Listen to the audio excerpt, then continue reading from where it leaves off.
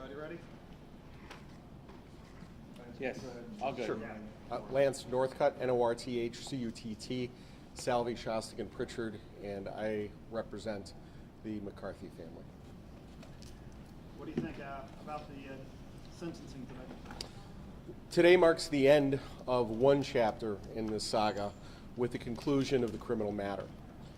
Judge Rossetti sentenced Robert Crimo to maximum terms, 7 consecutive life terms, one after the other, of natural life without the possibility of parole. And then beyond that, 47 consecutive terms of 50 years each for each individual count of attempted murder. So today is the end of this part of the journey for the victims, for the families, for those who have been so affected by this. But there is more left to do. The civil justice system will now pick done in the context of a criminal courtroom was done. Everything that we could possibly do within the context of the civil justice system, we will do. But justice, true justice, could never be done in this case. For the McCarthy family, justice would be that little Aiden McCarthy would walk out of a kindergarten today and see his mother and his father waiting there with open arms to greet him. He was robbed of that by this man. So many other families were robbed of those experiences. Birthdays, Christmases, celebrations. And forever this community will be marred by the evil of one man that was enabled, make no mistake, by others. Correction, 48 counts, I believe. What did you think of the judge's statement on speaking how brutal and heinous these crimes were and really pushing for the maximum in all facts? 2 observations about what Judge Rossetti did today. One, she clearly listened and took to heart all of the statements that were made, all of the evidence in the course of these proceedings. She was also meticulous in making sure that the proper statutory factors were applied. And one of the things that you may have noticed is she had said, if the law were ever to change. So what that means, this sentence today, is that Robert Crimo will rot in a cage where he belongs, that he will never see the light of day, that he will never breathe air with free people. And that is everything that could have been done, and that is the appropriate thing that should have been done. And how is Aiden doing today? We really don't want to comment on really the inner province of Aiden's life now, other than to say that all of those who are entrusted with his care love him dearly and are doing everything possible to make sure that he moves beyond this and can recover as best as one possibly can under these circumstances. Was there anything you learned in the last 2 days that will help change the civil case? You know, we heard that he cased out and scouted locations and tracked things like that. Does that change the scope of your lawsuit? I don't know that it would necessarily change the scope, but one of the things that happens now with the conclusion of the criminal case is an abundant amount of evidence that we have not been able to see yet will soon be available to us. And so that is going to be critical, because obviously the investigation in this case that was done in the hours, days, and months following the event really was done with the criminal justice system on multiple levels with multiple different agencies. And because of the pendency of the criminal proceedings, we have not been privy to that information. Now we will be. And we will be able to use that body of evidence in the prosecution of our civil claims. What exactly are you seeking in the civil case?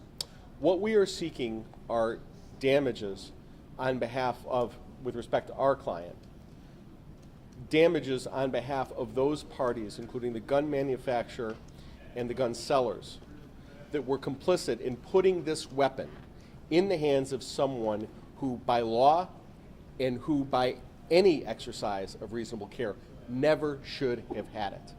And so really it's a separate chapter that is separate and apart from the criminal proceedings. Can you speak to any legal precedent for that case that might help you in the civil case? You mean the criminal case? No, the seeking damages from the gun manufacturer. This is something that in the context of civil law is relatively new. We have just survived a motion to dismiss that was brought by the defendants. Our claims are going forward, which means now we're going to go into the part of the lawsuits that deal with discovery. We get to find out not only what happened in the investigation of the criminal case, but what these defendants knew, what they were doing in terms of marketing these weapons, and how all of that interplays with our claims.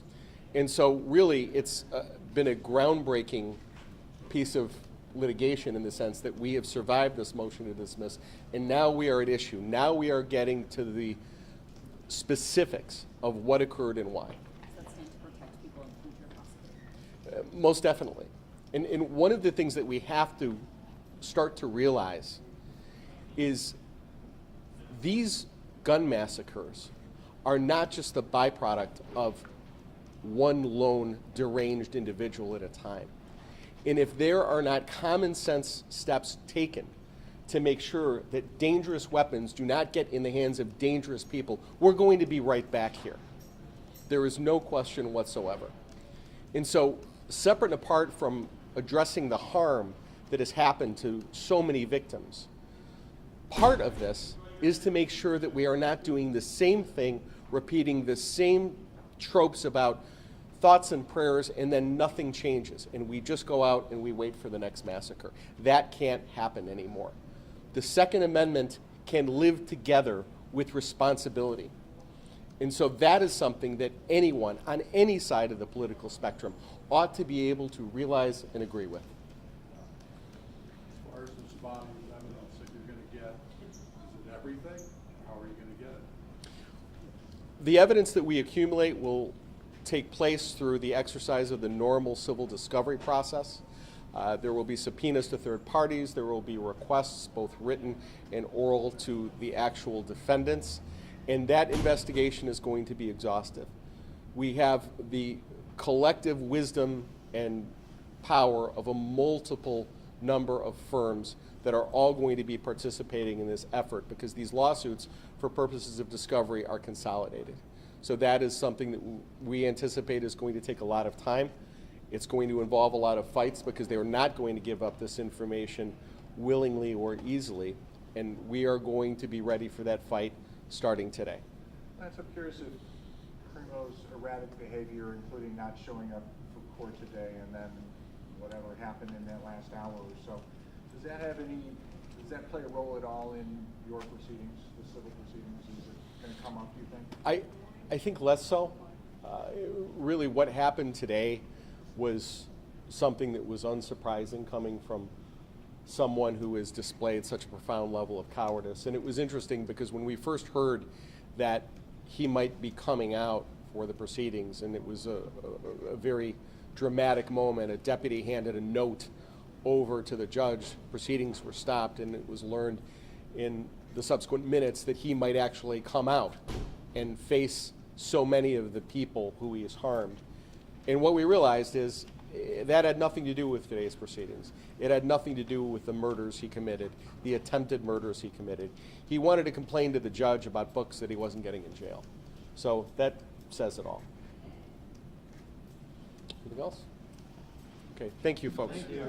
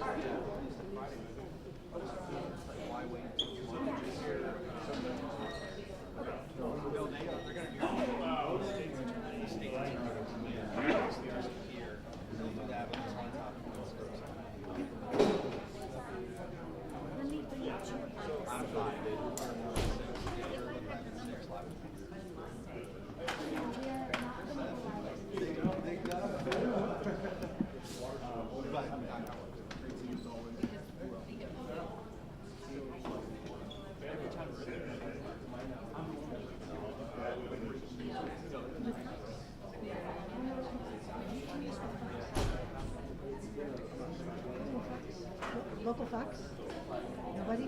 Fox is